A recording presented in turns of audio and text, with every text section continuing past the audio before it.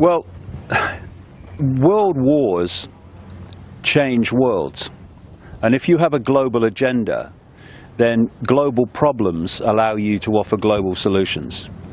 And if you look how the world was transformed by the First World War and the Second World War, the world was a completely different place after both of those wars.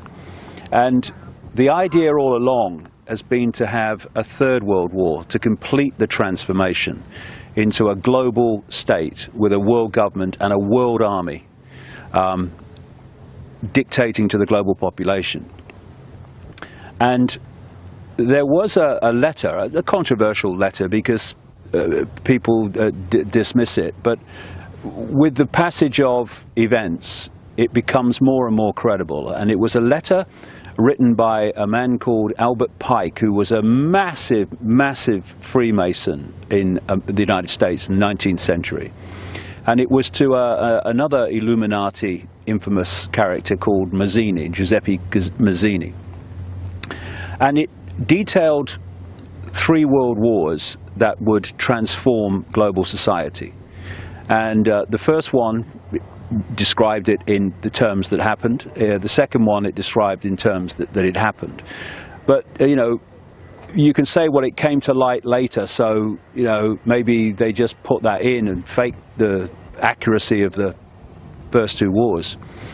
So the credibility of what it said lies in what it said about the Third World War. And it talked about creating a conflict between the Muslim world and what it called political Zionism. And people will say, well, that's got to be a fake because there was no Zionism when that letter was supposed to be written. Well, this is an agenda that's projected a long way forward. This is why Aldous Huxley, Brave New World, and Eric Blair, George Orwell, 1984, who knew each other. Huxley taught George Orwell French at Eton College, where the royals go, and they knew each other and they became friends. And from the same sources, not least the Fabian Society in Britain, they understood the projected agenda. And we're talking there in 1932 that Huxley's book was published, 1948 that Orwell's book was published, and they are describing the society that's unfolding today at that time. And there are many, many other examples of people predicting the future who were insiders who have turned out to be incredibly accurate. So the idea that Albert Pike would know that this Zionist movement was coming and the establishment of Israel was coming is very credible when you look at the background evidence. And of course, Zionism was established not that long after this letter was supposed to be written. And so he was talking about the Muslim world being brought into a war with the political Zionism, what today we call Israel, and that this would, you know, in my terms, create a vortex that would draw in the world, in our terms, America, the European Union, NATO, into this war. And what you have now is a situation that this ISIS group has come out of nowhere, in effect, incredibly well armed, incredibly funded. I mean, I've seen figures like $2 billion at its disposal. And it's walking into towns in Iraq and taking them over. It's established itself at the key border crossings into Syria and into Jordan. And it's all happened really fast. And what the potential of this clearly is to do what Pike was talking about. Because I've said in my books for years that the plan was to create a massive divide and rule conflict between the Shia Muslims and the Sunni Muslims. I mean, I know it's hard to believe for anyone frickin' sane, but this argument over, this ancient argument over who should, you know, be the natural successor to the rightful successor to Muhammad and all that stuff, has created this enormous schism. And schisms are there to be manipulated and exploited by these people. So what you have, therefore, is this ISIS that suddenly appeared with its grotesque violence that is representing Sunni Muslims. And then you have the regime currently in Iraq that is representing, in effect, Shia Muslims. And you have, just across the border, the center of the Shia Muslim world, and that's Iran. Iran, 89%, I think it is, of Iranian Muslims are Shia. Now, in the last little while, there's been this, apparently on the face of it, this strange change of direction by America in terms of Iran. They've spent all these years with Israel saying, well, you know, we must take out their nuclear facilities and these sanctions against them, and all they're terrible. And now, if you remember, in the last week or so, they've even been talking about maybe they ought to get into discussions with Iran and come to some agreement on how they deal with this ISIS situation. And it's like, what? Yeah. But when you come from this perspective, what they're doing is they're trying to draw Iran into this Sunni Shia conflict, like, you know, protect the Shia that this Sunni ISIS are threatening and overrunning at the moment. And once they get Iran pulled into that vortex, it ain't going to get out. Yep. Then there's another aspect of this, which is a real red flag for me. And that is, this ISIS organization is very extreme. And its very name, when you break down the wording, is describing its ambitions. And that's to take over Iraq, to take over Syria, and to take over what they call the Levant. And what does the Levant include? Israel. So here you have this extreme Muslim group, or actually the army, actually saying in its own name that our intention is to take over the Levant, to take over Israel. And you'd think at any other time, even with a lesser situation, Netanyahu would be surrounded by microphones and he'd be saying, we must be protected, Israel is in danger.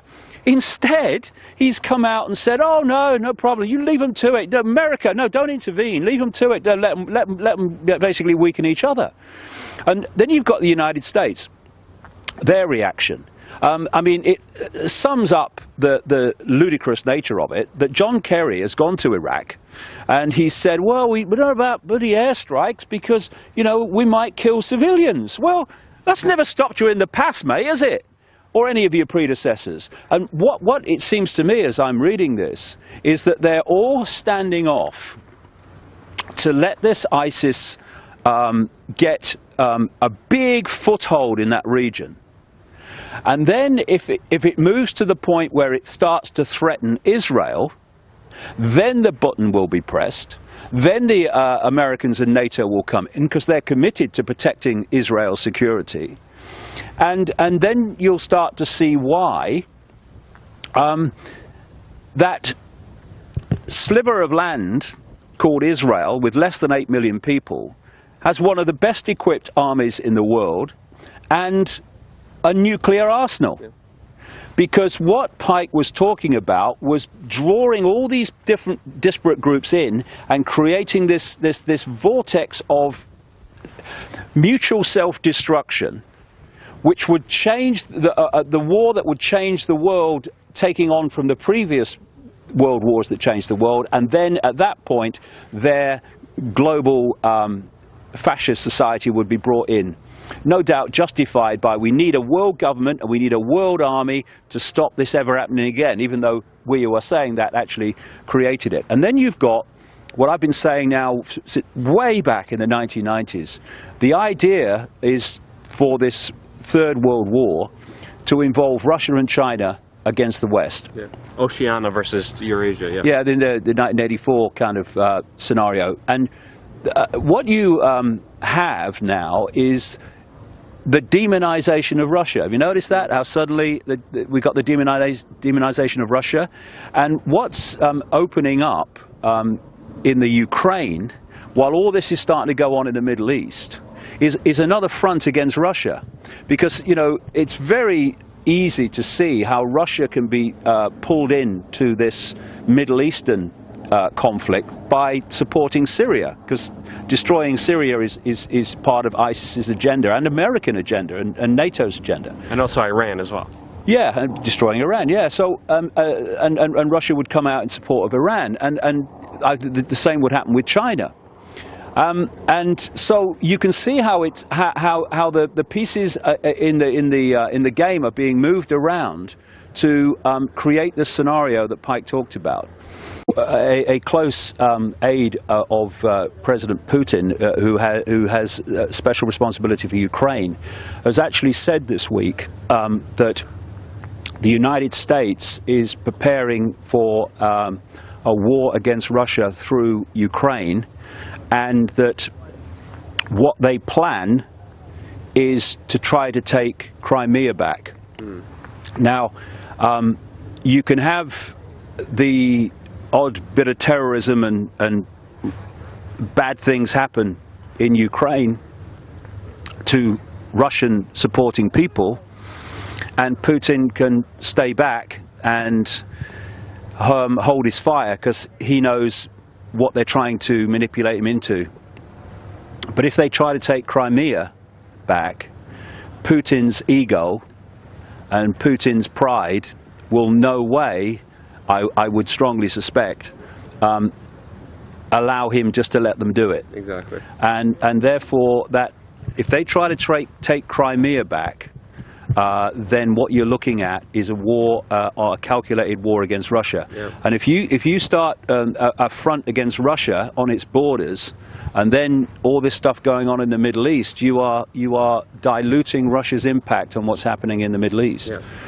And it's all a setup. And when you have Saudi Arabia and Qatar, who are 51st states of the United States, there are many of those, mind, funding this ISIS and funding this terrorism, while the Americans, who could tell them to stop any time, are saying, are condemning the very terrorism that their 51st states are supporting. Well, the picture's so bloody obvious. It's a setup, and it's a setup to attempt to trigger World War III.